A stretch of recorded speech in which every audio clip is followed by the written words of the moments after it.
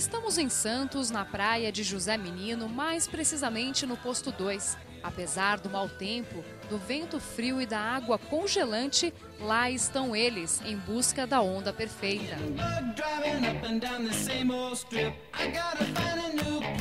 Osmar Gonçalves foi o primeiro surfista brasileiro. No início da década de 30, ele folheava uma revista quando viu uma reportagem sobre como fazer uma prancha. Daí, o desafio.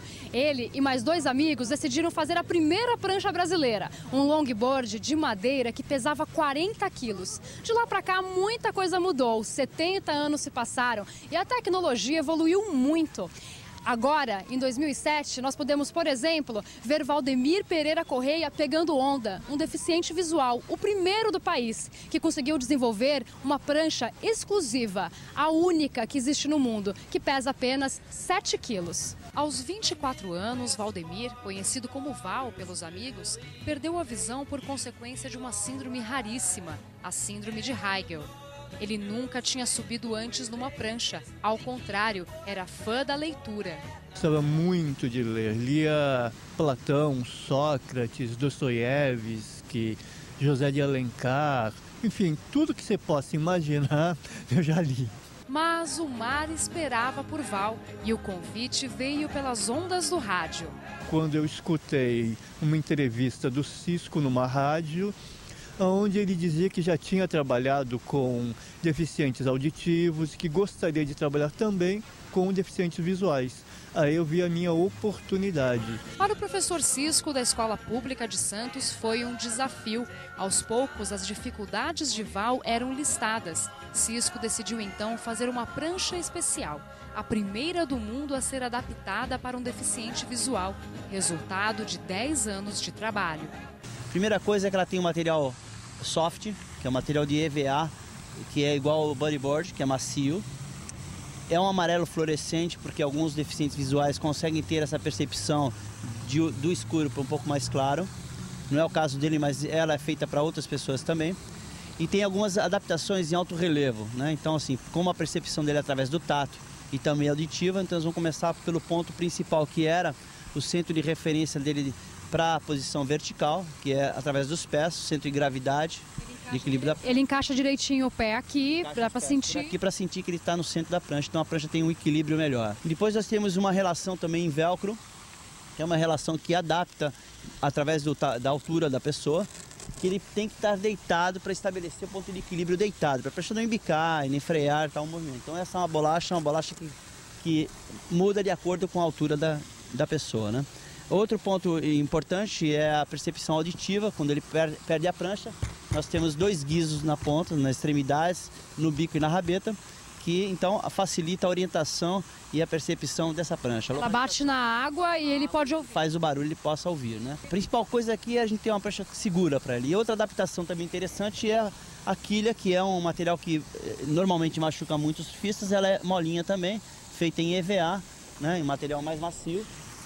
E você percebe que ela funciona muito bem e serviu muito bem para o que a gente queria para o Val. No mar, Val seguia pelo calor do sol, pelo movimento das ondas e ainda conta com alguns ruídos para saber em que direção está indo. O som dos carros passando aqui nessa avenida aqui dá perfeitamente para escutar lá na arrebentação também. Então tem toda uma série de coisas aqui que favorecem a minha boa orientação.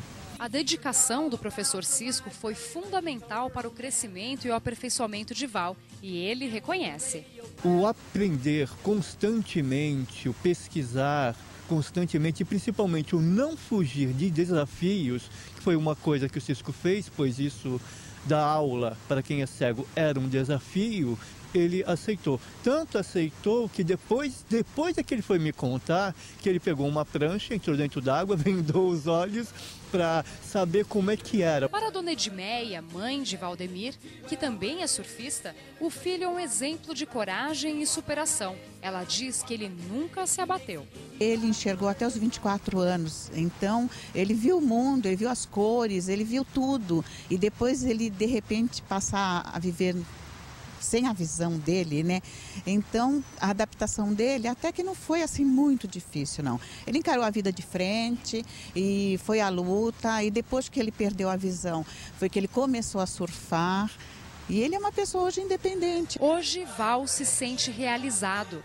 Encara as ondas e a vida de cabeça erguida, porque o surf lhe devolveu a mais preciosa das sensações humanas. Liberdade, porque na maioria dos esportes para cegos, eu sempre dependo de alguém ou de alguma coisa para estar fazendo eles. Com o surf é diferente. Eu pego minha prancha, entro dentro d'água e surfo sem depender de nada ou de ninguém. Mas Val ainda quer mais. Ele enxerga longe e sabe que o mais importante é o exemplo que ele dá às futuras gerações.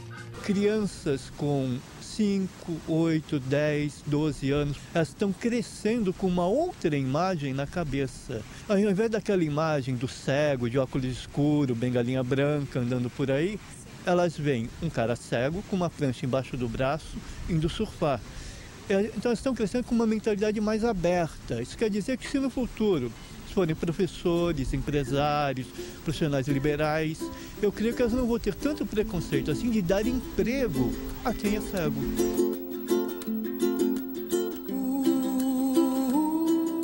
Muitas vezes me vem essa imagem na cabeça da onda quando ela está chegando. Eu imagino a onda na minha mente, como é que ela deve ser.